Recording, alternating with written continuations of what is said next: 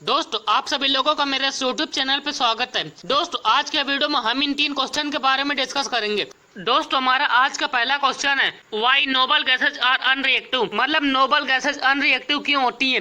दोस्तों ये हमारा पहला क्वेश्चन है। दोस्तों हमारा दूसरा क्वेश्चन है why xenon is known to form some compounds but not helium and argon.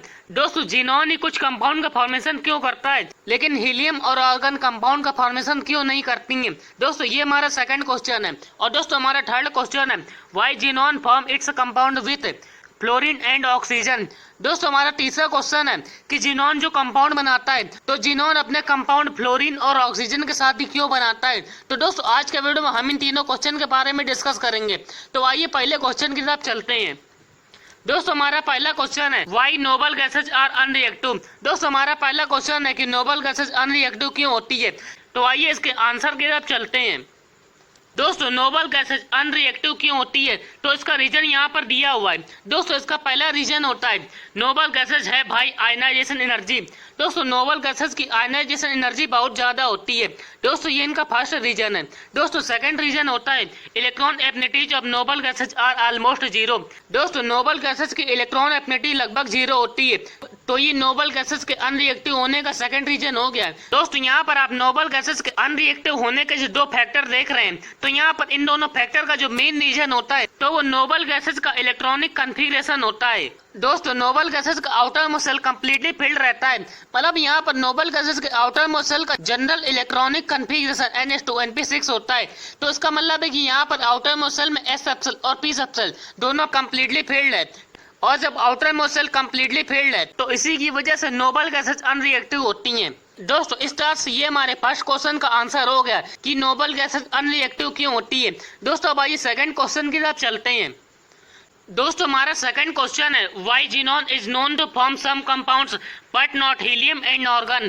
दोस्तों हमारा सेकंड क्वेश्चन था कि जीनॉन ही कुछ कंपाउंड का फॉर्मेशन क्यों करती हैं लेकिन हीलियम और ऑर्गन कंपाउंड का फॉर्मेशन क्यों नहीं करती हैं। दोस्तों इसी क्वेश्चन को इस तरह से भी पूछा जा सकता है prove that noble gases are not so inert. दोस्तों हमसे ये भी पूछा जा सकता है कि ये प्रूव करिए कि नोबल गैसेज ज्यादा इनर्ट नहीं होती हैं। और दोस्तों इसी क्वेश्चन को इस तरह से भी पूछा जा सकता है it is more appropriate to call elements of zero group of the periodic table as noble gases rather than inert gases why. दोस्तों हमसे ये भी पूछा जा सकता है कि पीरियोडिक टेबल में जो जीरो ग्रुप होता है तो उसको नोबल गैसेज कहना इनर्ट गैसेज कहने के कंपैरिजन में ज्यादा सही क्यों होता है। दोस्तों यहाँ पर इन तीनों क्वेश्चन का आंसर एक जैसा रहता है। दोस्तों यहाँ पर हम पहले क्वेश्चन के आंसर के बारे में जानेंगे। दोस्तों लेकिन अगर हमसे यहाँ पर सेकंड क्वेश्चन पूछ लिया जाए या हमसे थर्ड क्वेश्चन पूछ लिया जाए तो यहाँ पर हम सेकंड और थर्ड क्वेश्चन का आंसर लिखते समय यहाँ पर फर्स्ट क्वेश्चन के आंसर में ही दो लाइन बढ़ा देते हैं। तो वो दो लाइन क्या रहती है तो उसके बारे में हम आगे जानेंगे। तो आइए इन क्वेश्चन के आंसर की तरफ चलते हैं। दोस्तों नोबल गैसेज अनरिएक्टिव होती हैं तो इसका रीजन होता है नोबल गैसेज की हाई आयनाइजेशन एनर्जी। दोस्तों लेकिन जब हम नोबल गैसेज के ग्रुप में टॉप टू बॉटम जाते हैं तो वहां पर आयनाइजेशन एनर्जी हीलियम से जीनॉन तक कम होती है। तो इसलिए यहाँ पर हम ये एक्सपेक्ट करते हैं कि हैवी नोबल गैसेज, यहाँ पर हैवी नोबल गैसेज से मतलब है कि जीनॉन या क्रिप्टॉन, मतलब जिनका एटॉमिक नंबर ज्यादा होता है। तो इसलिए यहाँ पर हम ये एक्सपेक्ट करते हैं कि हैवी नोबल गैसेज की आयनाइजेशन एनर्जी कम होती है। और जब उनकी आयनाइजेशन एनर्जी कम होती है तो इसका मतलब है कि वो आसानी से इलेक्ट्रॉन लूज कर सकती हैं। और जब वो आसानी से इलेक्ट्रॉन लूज कर सकती हैं तो इसका मतलब है कि वो कुछ रिएक्टिविटी भी दिखाती हैं। तो आइए नोबल गैसेज की आयनाइजेशन एनर्जी की तरफ चलते हैं। दोस्तों यहाँ पर आप नोबल गैसेज की आयनाइजेशन एनर्जी को देख सकते हैं। दोस्तों यहाँ पर आप हीलियम, नियॉन, आर्गन, क्रिप्टॉन और जीनॉन इन सभी की आयनाइजेशन एनर्जी को देख सकते हैं। दोस्तों यहाँ पर हीलियम की आयनाइजेशन एनर्जी सबसे ज्यादा होती है और यहाँ पर जीनॉन की आयनाइजेशन एनर्जी सबसे कम होती है। यहाँ पर जीनॉन से ज्यादा आयनाइजेशन एनर्जी क्रिप्टॉन की होती है। तो इसका मतलब है कि यहाँ पर नोबल गैसेज में सबसे कम आयनाइजेशन एनर्जी जीनॉन की होती है और उससे थोड़ा ज्यादा क्रिप्टॉन की होती है। तो इसका मतलब है कि यहाँ पर जीनॉन को ज्यादा कंपाउंड का फॉर्मेशन कर सकती है और यहाँ पर क्रिप्टॉन भी कुछ कंपाउंड का फॉर्मेशन कर सकती है।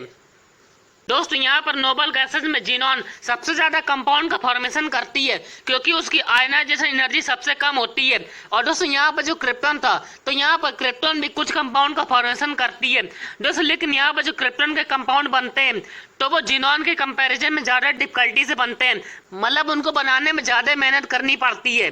यहाँ पर जो लाइट नोबल गैसेस थी, मतलब जिनका एटॉमिक नंबर कम था, तो यहाँ पर light noble gases helium, neon और ऑर्गन थी। तो यहाँ पर लाइट नोबल गैसेस की आयनाइजेशन एनर्जी ज्यादा होने की वजह से ये कोई भी कंपाउंड का फॉर्मेशन नहीं करती हैं।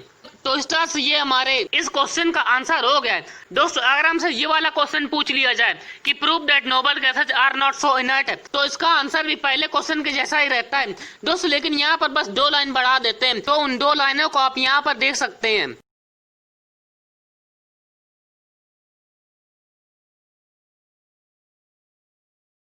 दोस्तों अगर हमसे यहीं पर ये वाला क्वेश्चन पूछ लिया जाए तो यहाँ पर इसका आंसर लिखते समय भी पूरा आंसर भी पहले क्वेश्चन की तरह से रहता है, और यहाँ पर भी आखिरी में 2 लाइनें बढ़ा दी जाती हैं। तो यहाँ पर वो 2 लाइनें रहती हैं।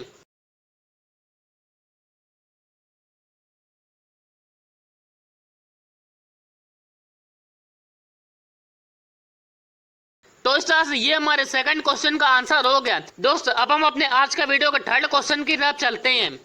दोस्तों हमारा थर्ड क्वेश्चन है why xenon form its compound with fluorine and oxygen. दोस्तों हमारा थर्ड क्वेश्चन है कि जिनॉन जो कंपाउंड बनाता है, तो जिनॉन अपने कंपाउंड फ्लोरीन और ऑक्सीजन के साथ ही क्यों बनाता है। तो आइए इसके आंसर की तरफ चलते हैं। दोस्तों नोबल गैसेस की जो केमिकल रिएक्टिविटी होती है, तो उनकी केमिकल रिएक्टिविटी इस बात पर डिपेंड करती है कि उस नोबल गैस में इलेक्ट्रॉनों को लूज करने की कितनी टेंडेंसी होती है। और दोस्तों इसी रीजन की वजह से जो जिनॉन होता है, तो वो कुछ कंपाउंड का फॉर्मेशन करता है क्योंकि उसकी आयनाइजेशन एनर्जी कम होती है और वो दूसरी नोबल गैसेस की कंपैरिजन में इलेक्ट्रॉन आसानी से लूज कर सकता है। दोस्तों यहाँ पर नोबल गैसेस के जो कंपाउंड बनते हैं, तो यहाँ पर नोबल गैस के कंपाउंड में जो कंबाइनिंग एटम होता है, तो उसकी इलेक्ट्रोनेगेटिविटी ज्यादा होनी चाहिए ताकि वो नोबल गैस द्वारा लूज किए गए इलेक्ट्रॉनों को एक्सेप्ट कर सके। दोस्तों हम इसी बात को इस तरह से भी कह सकते हैं। दोस्तों यहाँ पर नोबल गैस के कंपाउंड में जो कंबाइनिंग एटम रहता है, तो उसकी इलेक्ट्रोनेगेटिविटी ज्यादा होनी चाहिए ताकि वो उस नोबल गैस से इलेक्ट्रॉनों को खींच सके। तो इसीलिए यहाँ पर जिनॉन फ्लोरीन और ऑक्सीजन के साथ कंपाउंड का फॉर्मेशन करता है। दोस्तों यहाँ पर फ्लोरीन की इलेक्ट्रोनेगेटिविटी 4 होती है और ऑक्सीजन की इलेक्ट्रोनेगेटिविटी 3.5 होती है। तो इस तरह से यहाँ पर हमने देखा कि जिनॉन की आयनाइजेशन एनर्जी कम होने की वजह से और यहाँ पर कंबाइनिंग एटम ज्यादा इलेक्ट्रोनेगेटिव होने की वजह से इनके कंपाउंड का फॉर्मेशन होता है। दोस्तों अगर हम इसको सिंपल वर्ड में कहें तो हम ऐसे कह सकते हैं कि नोबल गैस की आयनाइजेशन एनर्जी ज्यादा होती है, लेकिन यहाँ पर नोबल गैस के ग्रुप में जिनॉन की आयनाइजेशन एनर्जी सबसे कम होती है। और यहाँ पर पीरियोडिक टेबल में ऑक्सीजन और फ्लोरीन ये दोनों ऐसे एटम होते हैं जिनकी इलेक्ट्रोनेगेटिविटी ज्यादा रहती है। यहाँ पर फ्लोरीन की इलेक्ट्रोनेगेटिविटी सबसे ज्यादा रहती है और उससे कम इलेक्ट्रोनेगेटिविटी ऑक्सीजन की रहती है।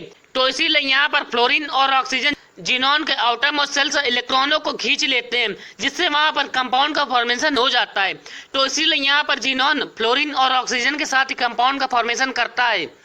तो इस तरह से ये तो हमारे तीनों क्वेश्चन के आंसर हो गए हैं। दोस्तों इसी के साथ हमारा आज का वीडियो कंप्लीट होता है। दोस्तों उम्मीद करता हूँ आप लोग को मेरा वीडियो अच्छा लगा होगा। दोस्तों फिर मिलेंगे एक और नए वीडियो के साथ।